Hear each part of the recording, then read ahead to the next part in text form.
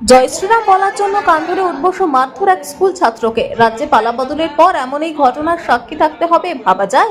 হ্যাঁ, ঠিকই শুনছেন। ঘটনাটি বারুইপুর মাদারহাট উচ্চ বিদ্যালয়।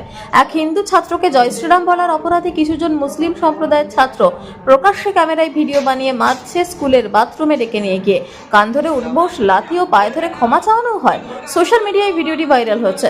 আগে রাজ্যের প্রতিটা হিন্দুর সুরক্ষা নিশ্চিত করুন, তারপর অন্য কোনো কাজকর্ম হবে, এমনটাই দাবি করছে সাধারণ মানুষ।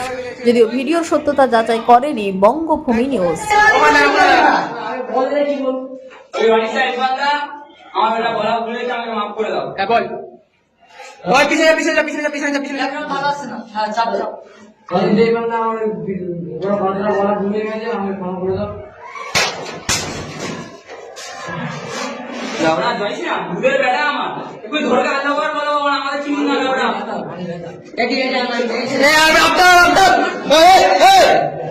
আর না বাবা